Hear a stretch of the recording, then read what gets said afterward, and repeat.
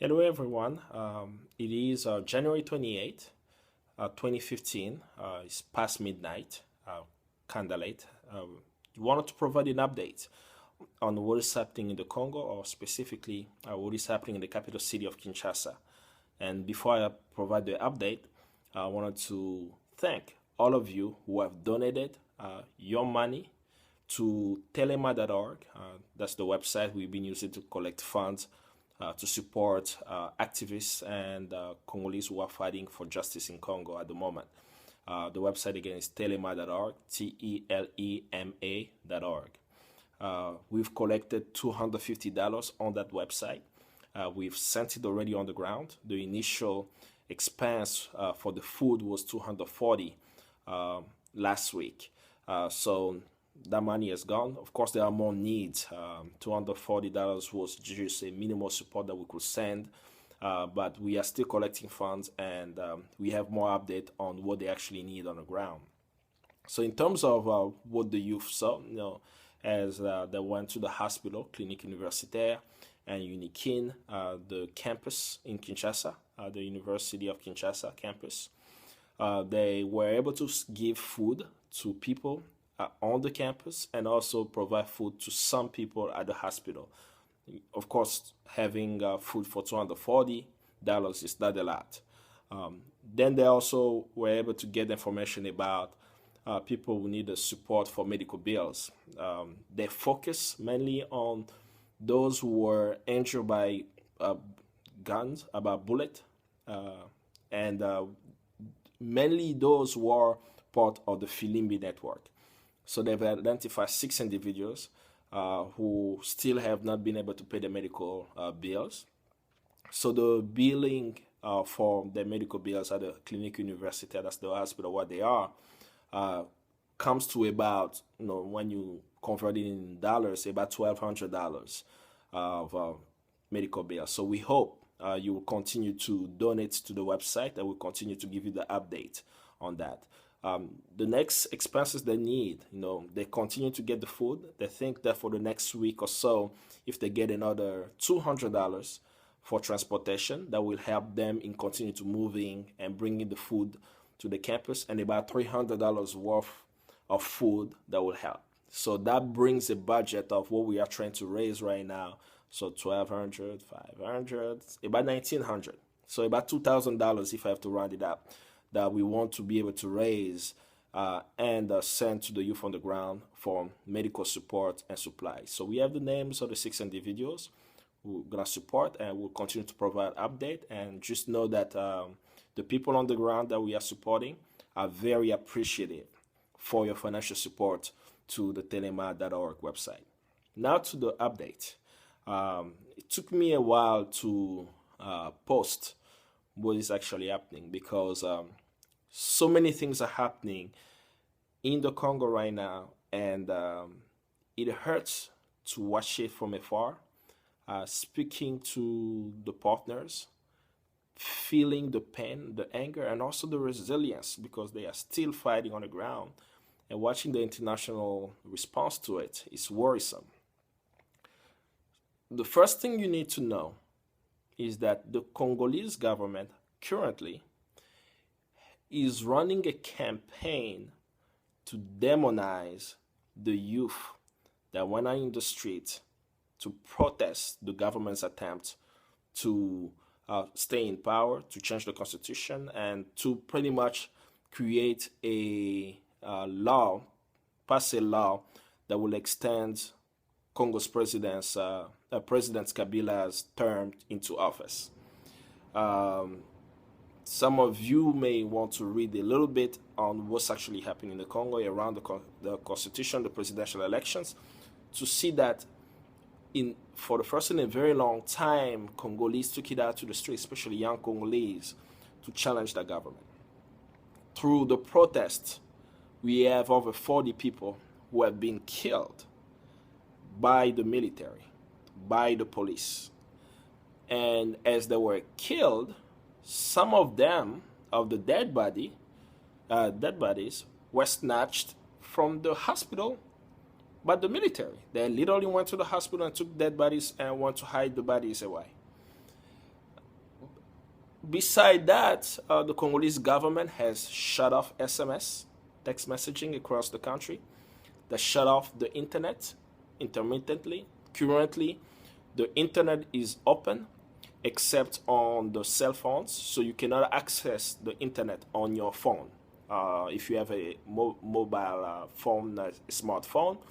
Also, they shut off Twitter as of today. Like some of those people that we have who work on the ground are not able to use Twitter. They're not able to use Facebook. They shut off Facebook as well. And what is even more disheartening, it's kind of interesting.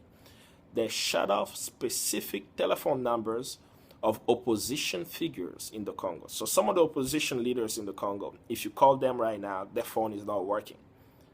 So you know that there is a serious attempt by the Congolese government to keep the information inside of the country so that people don't communicate inside and outside. Plus, they want to justify the killing, because if they are calling right on national TV, the Congolese government is speaking on the main national TV station that the people who protested are looters, vandalizers, as they put it, uncivic, people with no civil morality. And they are running these things over and over on national TV.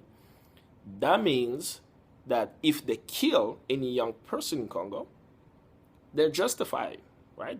That's really what they're doing, and that's what I've been seeing here since I'm in Ferguson, Missouri, here in the United States. This has been also some of the campaign of the police in the United States to demonize black communities whenever they have an assault on them. But back to the point I'm making, why I'm even making this point and why it's very disheartening. Can you imagine that the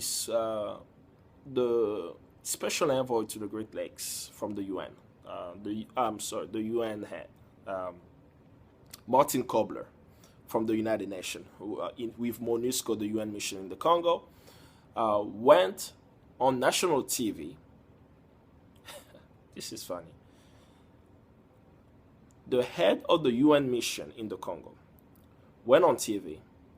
He never mentioned that the Congolese military killed civilians, assaulted innocent demonstrators, snatched bodies in a hospital of the dead bodies of people that they killed, shut off text message, internet communication across the country. Not only that, shut off cell phone numbers of Congolese opposition figures. Never say that.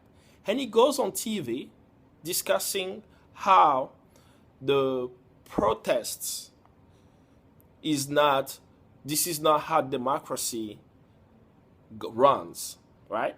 That there are other ways to express them, express outrage. He spoke about the burning of the buses in the city of Kinshasa and so on.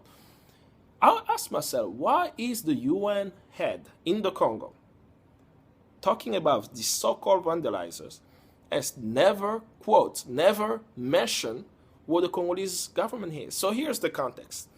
We have young Congolese who went out in the street peacefully. They shot them, they killed their friends. Not only that, they snatched the bodies of their friends from the hospital. And that's when people start demonstrating strongly in the streets. It's not because people want to burn buses. And you had the UN head not even mention that, and he goes on national TV. That means that the United Nations is co-signing the killing of Congolese civilians, the snatching of dead bodies by the Congolese military, the silencing of activists, by shutting off the communication, that people cannot even share what is happening inside of the country because of that. Never mention anything about that.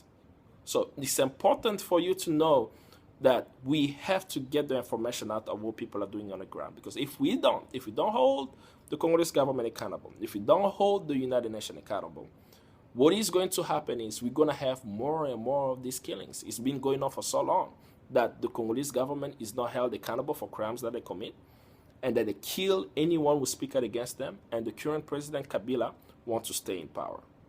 So I really wanted to make that pressure note to know that the battle is not over. I encourage you to continue to follow the updates on Twitter. The hashtag to follow is pound Telema. Telema is spelled Telema. You can go to telema.org to support financially as we continue to provide the medical support and the food to people on the ground. But most importantly, we are continuing to support human rights activists on the ground in paying for their cell phone communication so that we can continue to get information out of the country. I wanted to do a video because I don't think that a Facebook post or a tweet would have captured what is actually happening to the people. I look forward to your continued support. Be on the lookout for the next update. I'm not sure if it's going to be a video or not, but keep watching what we're doing. And thank you all for every one of you who have called, who have sent email of encouragement, who have supported directly financially. And we will get Congo free.